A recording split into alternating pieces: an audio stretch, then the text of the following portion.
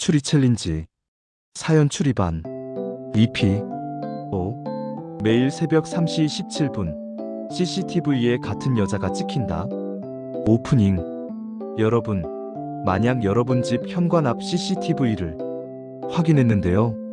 매일 밤 정확히 새벽 3시 17분에 같은 여자가 같은 자세로 같은 옷을 입고 여러분 집 문 앞에 서 있다면 어떻게 하시겠습니까? 저는 처음엔 CCTV 오류인 줄 알았습니다. 영상이 복사되어 반복 재생되는 거라고 생각했죠. 하지만 아니었습니다.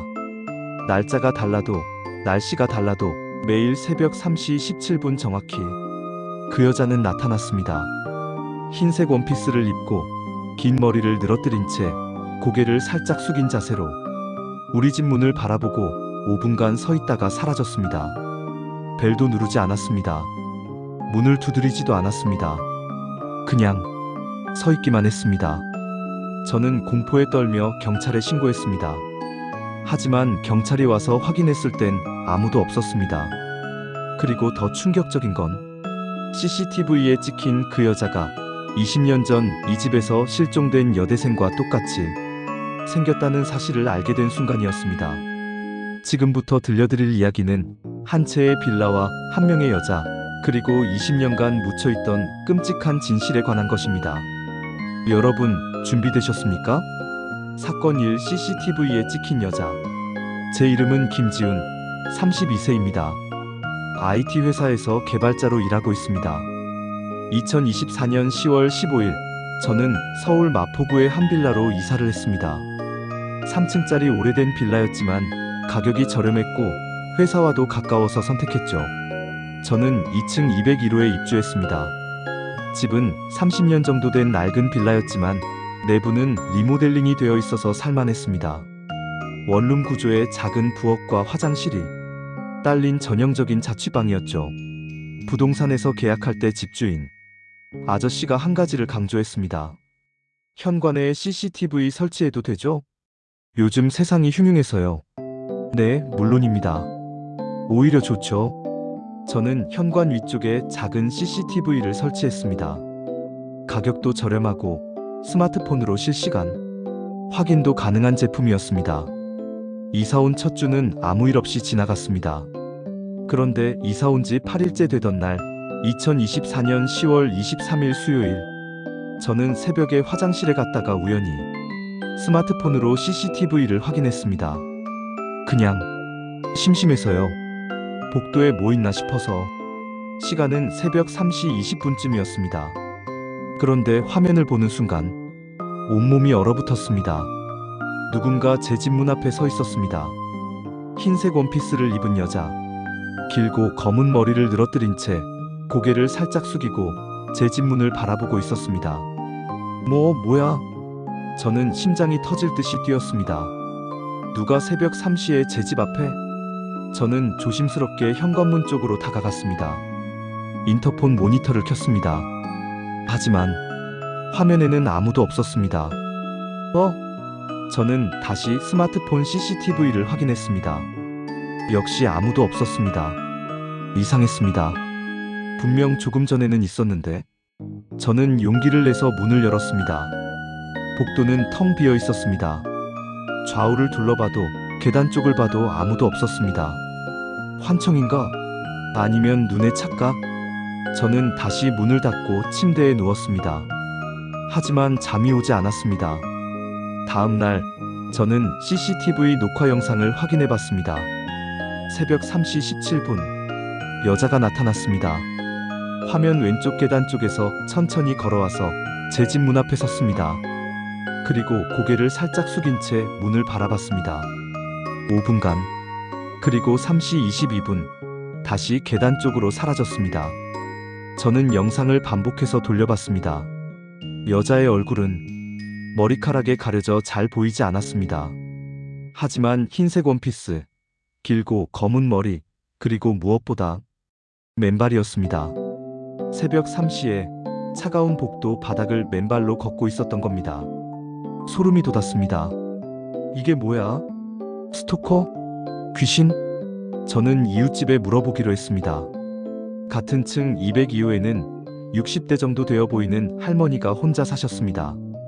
할머니, 혹시 요즘 이 복도에서 이상한 사람 보신 적 없으세요? 이상한 사람? 무슨? 그게 새벽에 흰 옷 입은 여자가 배회하는 것 같아서요. 할머니의 얼굴이 굳어졌습니다. 또 시작됐구나. 네? 뭐가요? 젊은이, 여기 얼마나 살 거야? 아마 12년 정도요. 왜요? 할머니가 한숨을 쉬었습니다. 이 집에 매 10년마다 그런 일이 일어나. 무슨 일이요? 2004년에도 그랬고 2014년에도 그랬어. 누군가 201호 문 앞에 서 있는 거야. 새벽마다. 저는 등골이 오싹해졌습니다. 그게 누군데요? 할머니가 낮은 목소리로 말했습니다. 20년 전에 여기서 실종된 여대생. 아마 그 애일 거야. 사건이 20년 전 실종 사건. 할머니의 이야기는 충격적이었습니다. 2004년 11월 3일, 여기 201호에 살던 대학생이 실종됐어. 실종요? 응. 이름은 정수민. 당시 22살, 근처 대학교 다니던 여학생이었지. 할머니는 20년 전 그날을 생생히 기억하고 있었습니다. 정수민은 조용하고 착한 학생이었다고 합니다. 항상 밝게 인사하고 이웃들과도 잘 지냈죠. 그런데 2004년 11월 2일 밤, 수민은 친구들과 술을 마시고 새벽 2시쯤 집으로 돌아왔습니다. 할머니는 그날 밤 불면증으로 잠을 못 이루고 있었는데 복도에서 발소리가 들렸다고 합니다. 수민이가 비틀거리면서 들어오더라고. 많이 취한 것 같았어. 201호 문을 열고 들어가는 걸 봤지. 그리고요? 그게 마지막이었어. 다음 날 수민이 학교에 안 나타났대. 친구들이 걱정해서 집에 찾아왔는데 문은 잠겨 있고 아무리 불러도 대답이 없는 거야. 그래서요? 경찰을 불렀지. 문을 열어봤더니 수민이는 없었어. 집 안은 깔끔하게 정돈되어 있었고 이상한 흔적도 없었어. 그냥 사라진 거야. 흔적도 없이요? 응. CCTV도 당시엔 없었고 목격자도 나 말고는 없었어. 경찰이 한 달 넘게 수사했지만 결국 미제 사건으로 남았지. 그럼 지금까지? 20년째 행방불명이야. 부모님들이 실종 신고를 유지하고 계시지만 이미 포기하신 것 같더라고. 저는 충격을 받았습니다. 그럼 제가 CCTV에서 본 그 여자가 아마 그 애일 거야. 10년마다 나타나거든. 2014년에도 그랬어. 당시 201호에 살던 대학생이 신고했었지. 새벽마다 흰 옷 입은 여자가 문 앞에 선다고. 그래서 어떻게 됐어요? 그 학생은 한 달도 못 버티고 이사 갔어. 무서워서. 저는 할머니와 대화를 마치고 제 방으로 돌아왔습니다. 그날 밤부터 저는 매일 CCTV를 확인하기 시작했습니다. 그리고 할머니 말이 맞았습니다. 매일 밤 새벽 3시 17분 정확히 그 여자는 나타났습니다. 같은 흰 원피스, 같은 긴 머리, 같은 자세. 5분간 서 있다가 사라졌습니다. 비가 오는 날에도 눈이 오는 날에도 매일 같은 시간에. 저는 공포에 떨었지만 동시에 궁금했습니다. 왜 새벽 3시 17분? 왜 201호 앞에? 그리고 정수민은 어디로 사라진 걸까? 저는 인터넷으로 2004년 실종 사건을 검색했습니다. 뉴스 기사가 몇 개 나왔습니다. 여대생 정수민 22 실종. 가족들 애타는 심정. 실종 한 달째 단서 없어. 경찰 수사 난항. 미제 사건으로. 정수민 양 어디에? 기사에는 수민의 사진도 있었습니다. 밝게 웃고 있는 예쁜 여대생. 긴 생머리에 맑은 눈망울. 저는 사진을 확대해서 봤습니다. 그리고 숨이 멎었습니다. 이건 사진 속 수민이 입고 있던 옷. 흰색 원피스였습니다. CCTV에 찍힌 그 여자와 똑같은 옷. 사건 3첫 번째 대면 시도. 저는 결심했습니다. 직접 확인하기로. 그 여자가 정말 나타나는지 그리고 누구인지 직접 확인해야 했습니다. 2024년 11월 1일 금요일 밤. 저는 잠을 자지 않고 기다렸습니다. 휴대폰 알람을 새벽 3시 10분에 맞춰놨습니다. 새벽 3시 10분. 알람이 울렸습니다. 저는 벌떡 일어나 현관문 쪽으로 조용히 다가갔습니다. 인터폰 화면을 켰습니다. 아직 아무도 없었습니다. 3시 15분. 심장이 미친 듯이 뛰었습니다. 2분 후면 그 여자가 나타날 것입니다. 3시 17분. 저는 숨을 죽이고 인터폰 화면을 응시했습니다. 그리고 그녀가 나타났습니다. 화면 왼쪽에서 천천히 걸어오는 흰 원피스의 여자. 맨발로 복도를 걷고 있었습니다. 제 집 문 앞에 섰습니다. 고개를 숙인 채 문을 바라봤습니다. 이번엔 조금 더 가까이서 볼 수 있었습니다. 긴 머리 사이로 보이는 창백한 얼굴, 눈은 감겨 있는 것 같았습니다. 입술은 파랗게 질려 있었고, 저는 용기를 냈습니다. 문을 열어야 한다. 직접 봐야 한다. 떨리는 손으로 현관문 손잡이를 잡았습니다. 천천히 돌렸습니다. 찰칵. 문이 열렸습니다. 복도가 보였습니다. 그리고 아무도 없었습니다. 저는 복도로 나갔습니다. 좌우를 둘러봤습니다. 아무도 없었습니다. 저는 계단 쪽으로 뛰어갔습니다. 아래층을 내려다봤습니다. 아무도 없었습니다. 대체 어떻게 된 거야? 저는 다시 CCTV 실시간 화면을 확인했습니다. 화면에는 제가 복도에 서 있는 모습만 찍혀 있었습니다. 그 여자는 어디로 간 걸까요? 저는 혼란스러웠습니다. 분명히 인터폰 화면에는 있었는데. 그때 202호 문이 열렸습니다. 할머니가 나오셨습니다. 젊은이 또 봤구나. 네. 할머니도 보셨어요? 할머니가 고개를 저었습니다. 아니, 안 보여. 인터폰에만 찍히는 거야. 네? 그 애는 인터폰 화면으로만 보여. 실제로는 안 보이는 거야. 저는 소름이 돋았습니다. 그게 무슨... 모르겠어. 나도 이해가 안 돼. 하지만 2014년 때 그 학생도 똑같이 말했어. 인터폰에만 보이고 실제로 문 열면 아무도 없다고. 저는 할머니와 함께 제 방으로 들어갔습니다. 할머니가 말씀하셨습니다. 젊은이, 여기서 계속 살 거야? 모르겠어요. 무섭긴 한데 해를 끼치는 건 아니니까. 그래. 다행히 해를 끼친 적은 없어.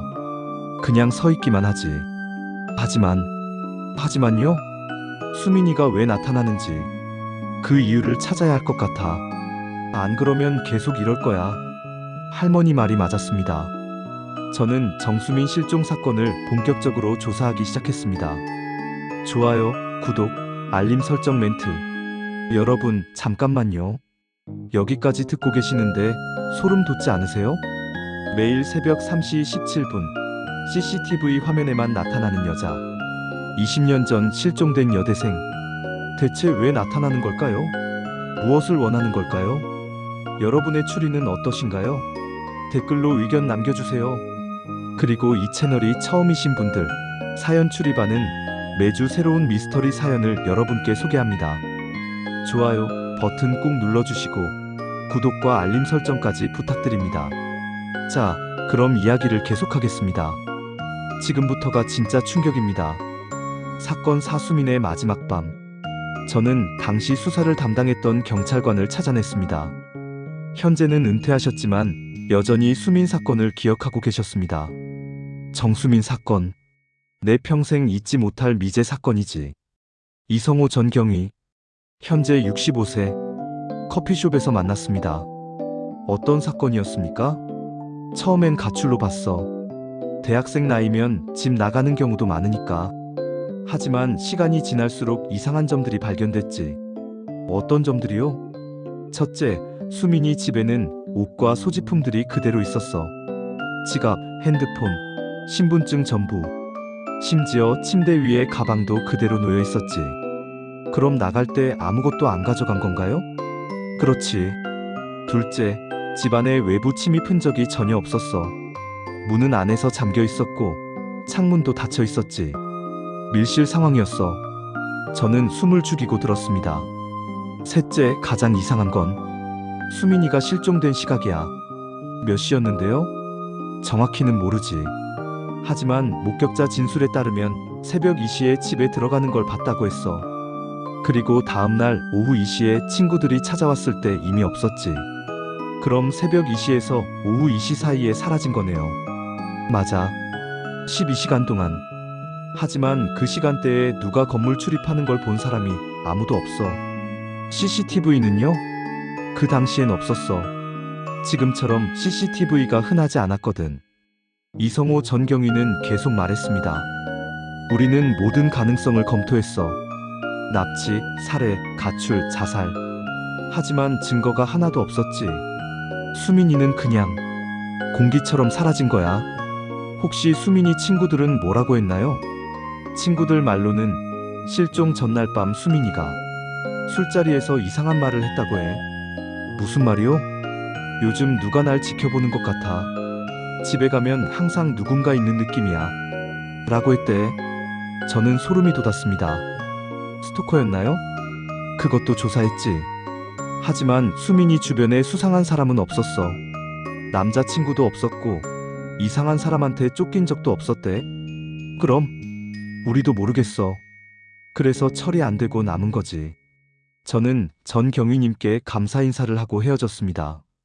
집으로 돌아오는 길에 저는 생각했습니다. 누군가 지켜본다는 느낌. 수민이가 느꼈던 그 느낌. 혹시 지금 제가 느끼는 것과 같은 걸까? CCTV에 찍히는 그 여자. 혹시 수민이 아니라 수민을 지켜보던 누군가인 걸까? 그날 밤 저는 또 새벽 3시 17분을 기다렸습니다. 그리고 그 여자가 나타났을 때 저는 자세히 관찰했습니다. 인터폰 화면을 녹화하면서 확대해서 봤습니다. 그 여자의 얼굴. 순간 저는 놀라운 것을 발견했습니다. 그 여자의 눈이 뜨여 있었습니다. 그리고 그 눈은 문을 보고 있는 게 아니었습니다. 정확히 인터폰 카메라를 보고 있었습니다. 마치 저를 보고 있는 것처럼. 사건 오복도의 비밀. 저는 할머니를 다시 찾아갔습니다. 할머니, 이 건물 구조가 20년 전과 똑같나요? 응? 뭐가? 복도 구조요. 201호 문 앞 복도. 할머니가 고개를 끄덕였습니다. 그럼 리모델링은 아내만 했지 복도나 건물 구조는 그대로야. 왜? 혹시 복도에 뭔가 숨겨진 공간 같은 거 없나요? 숨겨진 공간? 네. 예를 들어 벽 뒤라든지 천장 위라든지. 할머니가 잠시 생각하더니 말했습니다. 아, 천장 다락은 있어. 다락이요? 응. 이 건물이 오래되어서 각 층 복도 천장에 작은 다락 공간이 있어. 건물 배관이나 전선 때문에 만든 건데 사람도 들어갈 수 있을 만큼 넓어. 어떻게 올라가나요? 복도 끝에 사다리가 있어. 천장에 조그만 문이 있을 거야. 저는 복도 끝으로 갔습니다. 과연 천장에 작은 정사각형 문이 있었습니다. 하지만 너무 높아서 손이 닿지 않았습니다. 저는 집에서 의자를 가져와 올라갔습니다. 천장 문을 밀어 올렸습니다. 먼지가 우수수 떨어졌습니다. 저는 핸드폰 손전등을 켜고 안을 비췄습니다. 어두운 다락 공간. 낮은 천장과 파이프들이 보였습니다. 저는 용기를 내서 다락 안으로 올라갔습니다. 허리를 굽혀야 할 정도로 천장이 낮았습니다. 손전등으로 주변을 비추며 천천히 앞으로 갔습니다. 먼지, 거미줄, 오래된 파이프들, 그리고 뭔가 보였습니다. 구석에 흰색 청 같은 게 뭉쳐져 있었습니다. 저는 다가갔습니다. 가까이서 보니 옷이었습니다. 흰색 원피스. 심장이 멎는 줄 알았습니다. 저는 떨리는 손으로 그 옷을 집어들었습니다. 원피스는 먼지투성이었지만 CCTV에서 본 그 옷과 똑같은 디자인이었습니다. 그리고 원피스 옆에 또 뭔가 있었습니다. 작은 가방. 저는 가방을 열었습니다. 안에는 신분증이 들어 있었습니다. 정수민. 저는 숨이 막혔습니다. 수민의 옷과 가방이 여기 있었다고? 그리고 가방 안에서 또 다른 것을 발견했습니다. 작은 수첩. 저는 수첩을 펼쳤습니다. 수민의 일기였습니다. 2004년 10월 25일, 오늘도 그 느낌이 들었다. 누군가 나를 지켜보고 있다. 집에 있어도 학교에 있어도 항상 시선이 느껴진다. 무섭다. 2004년 10월 30일 복도에서 이상한 소리가 들린다. 천장에서 발소리 같은 게 혹시 위층 사람인가? 아니면 2004년 11월 1일 오늘 확실히 봤다. 집에 돌아왔을 때 내 물건들이 움직여져 있었다. 누군가 내 집에 들어왔다 간 것 같다. 경찰에 신고해야 하나? 2004년 11월 2일 오늘 친구들이랑 술 마셨다. 집에 가기 싫다. 무섭다. 하지만 가야 한다. 내일 아침 일찍 시험이 있다. 일기는 여기서 끝이었습니다. 저는 손이 떨렸습니다. 수미는 알고 있었던 겁니다. 누군가 자신을 지켜보고 있다는 것을. 그리고 그 누군가는 이 다락에서 수민을 감시했던 겁니다. 저는 다락 바닥을 살펴봤습니다. 그리고 발견했습니다. 바닥에 작은 구멍이 있었습니다. 저는 구멍 위치를 확인했습니다. 대략 201호 바로 위쪽이었습니다. 구멍으로 내려다보면 201호 안이 보일 것 같았습니다. 누군가 이 구멍으로 수민을 엿봤던 겁니다. 그리고 저는 다락 구석에서 또 다른 것을 발견했습니다. 비닐봉지에 쌓인 무언가. 열어보니 머리카락이었습니다. 긴 검은 머리카락 한 움큼. 그리고 종이 한 장. 종이에는 이렇게 적혀 있었습니다. 수민아, 넌 내 거야. 영원히. 사건 6집 주인의 비밀. 저는 즉시 경찰에 신고했습니다. 경찰이 와서 다락을 수색했고 수민의 물건들과 그 종이, 머리카락을 증거로 가져갔습니다. 20년 만에 새로운 단서가 발견된 것입니다. 경찰은 곧바로 재수사에 착수했습니다. 그리고 며칠 후 담당 형사가 저를 찾아왔습니다. 김지훈 씨, 이 건물 집주인 아시죠? 네, 계약할 때 한번 봤습니다. 그 사람 이름이 뭔지 아세요? 확인해봐야 할 것 같은데요. 왜요? 형사가 자료를 보여줬습니다. 2004년 당시 이 건물은 다른 사람 소유였어요. 하지만 2005년에 소유주가 바뀌었죠. 누구로요? 당시 이 건물 301호에 살던 세입자였습니다. 이름은 박진수. 현재 이 건물 주인이에요. 저는 깜짝 놀랐습니다. 그럼 제가 계약한 집주인이 박진수라는 사람인가요? 맞습니다. 그리고 조사 결과 박진수는 2004년 당시 수민 양과 같은 건물에 살았고 201호 바로 위층인 301호에 거주했습니다. 저는 소름이 돋았습니다. 301호, 다락 바로 위. 혹시 그 사람이? 아직 확실하지 않습니다. 하지만 참고인 조사는 받아야 할 것 같습니다. 경찰은 박진수를 소환했습니다. 그리고 조사 과정에서 충격적인 사실이 밝혀졌습니다. 박진수는 2004년 당시 30대 중반의 무직 남성이었습니다. 부모님 유산으로 생활하며 혼자 살고 있었죠. 그리고 수민을 짝사랑하고 있었습니다. 같은 건물에 사는 예쁜 여대생. 박진수는 수민을 멀리서 지켜봤습니다. 그러다가 어느 날 다락 공간을 발견했습니다. 다락 바닥에 구멍을 뚫으면 아래층이 보인다는 것을. 그는 미쳐버렸습니다. 매일 밤 다락에 올라가 수민을 훔쳐봤습니다.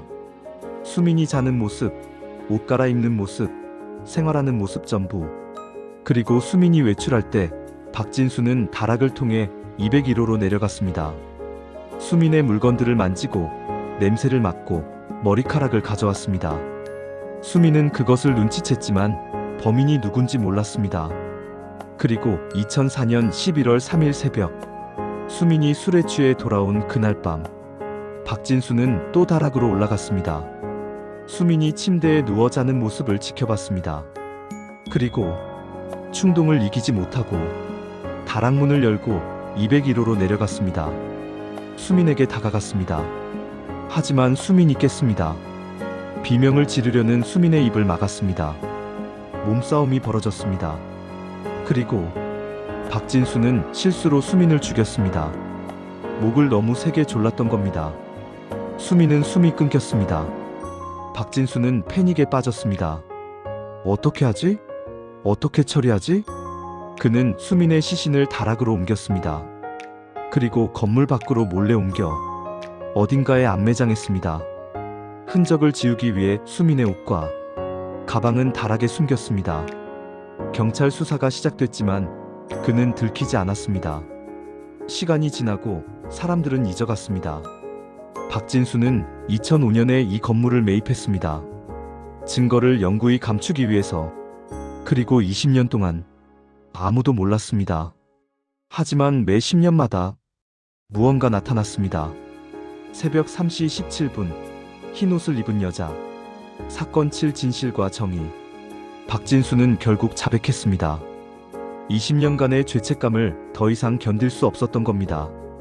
그는 경찰을 데리고 수민의 시신을 암매장한 장소로 갔습니다. 서울 외곽의 한 야산. 유골이 발견되었습니다. DNA 검사 결과 정수민이 맞았습니다. 20년 만에 수민은 집으로 돌아왔습니다. 부모님은 울면서 딸을 맞이했습니다. 박진수는 살인죄로 기소되었고 1심에서 무기징역을 선고받았습니다. 그리고 신기한 일이 벌어졌습니다. 그날 이후로 CCTV에 더 이상 그 여자가 나타나지 않았습니다. 새벽 3시 17분, 복도는 텅 비어 있었습니다. 저는 할머니를 찾아갔습니다. 할머니, 이제 안 나타나요. 그 여자. 할머니가 미소를 지었습니다. 그럼 됐네. 수민이가 원하던 게 그거였나 봐. 뭐요? 진실. 자기가 왜 죽었는지, 누가 죽였는지 밝혀지길 원했던 거지. 그럼 귀신이었던 건가요? 할머니가 어깨를 으쓱했습니다. 누가 알겠니? 귀신이든 뭐든 수민이는 이제 편히 쉴 수 있을 거야. 저는 고개를 끄덕였습니다. 그날 밤 저는 처음으로 편하게 잠들었습니다. 더 이상 새벽 3시 17분을 두려워하지 않아도 되니까요. 에필로그. 수민의 장례식은 조촐하게 치러졌습니다. 저도 참석했습니다. 비록 수민을 직접 만난 적은 없지만 어떤 연결고리가 있다고 느꼈으니까요. 장례식장에서 수민의 친구들을 만났습니다. 수민이가 20년 만에 돌아왔네요. 믿기지가 않아요. 네, 정말 다행입니다. 친구 중 한 명이 말했습니다. 있잖아요, 신기한 게. 수민이가 실종되기 전날 밤 우리한테 이상한 말을 했어요. 무슨 말이요? 만약 내가 사라지면 새벽 3시 17분을 기억해줘라고요. 저는 소름이 돋았습니다. 새벽 3시 17분요? 네. 우린 그냥 술 취해서 하는 헛소리인 줄 알았어요. 근데 지금 생각해보면 혹시 그게 무슨 의미인지 아세요? 친구가 고개를 저었습니다. 모르겠어요. 수민이도 설명 안 해줬어요. 그냥 그 시간을 기억하래요. 저는 생각했습니다. 새벽 3시 17분. 수민이 죽은 시간이었을까? 아니면 수민이 우리에게 메시지를 보낸 시간? 정답은 아무도 모릅니다. 하지만 한 가지는 확실합니다. 수민은 20년간 포기하지 않았습니다. 진실이 밝혀질 때까지 계속 우리에게 신호를 보냈습니다. 그리고 마침내 정의가 이루어졌습니다. 저는 지금도 가끔 새벽 3시 17분에 깹니다. CCTV를 확인합니다. 복도는 비어 있습니다. 하지만 저는 알고 있습니다. 수민이 어딘가에서 평화롭게 쉬고 있다는 것을. 그리고 우리가 그녀를 잊지 않는 한 그녀도 우리를 지켜보고 있을 거라는 것을. 엔딩 멘트. 지금까지 매일 새벽 3시 17분 CCTV에 같은 여자가 찍힌다라는 이야기를 들려드렸습니다. 어떠셨나요? 이 이야기는 우리에게 중요한 교훈을 줍니다. 때로는 죽은 자들도 말합니다. 그들의 목소리는 소리가 아닌 다른 방식으로 우리에게 전달됩니다. CCTV의 흔적으로, 반복되는 현상으로, 우리가 느끼는 이상한 감각으로. 중요한 건 우리가 그 신호를 무시하지 않는 것입니다. 정수민은 20년간 기다렸습니다. 누군가 자신의 신호를 알아채주기를. 그리고 마침내 진실이 밝혀졌습니다. 여러분 주변에도 혹시 이상한 일이 반복되고 있나요? 설명할 수 없는 현상이 계속 일어나나요? 그것은 누군가의 메시지일지도 모릅니다. 귀 기울여 들어보세요. 사연 출입하는 여러분의 이야기를 기다립니다. 미스터리한 경험, 이상한 사건이 있다면 댓글로 남겨주세요. 좋아요, 구독, 알림 설정도 잊지 마시고요. 다음 에피소드에서 더 흥미진진한 이야기로 찾아뵙겠습니다. 지금까지 사연 추리반이었습니다. 여러분, 오늘 밤도 안전한 밤 되세요. 감사합니다.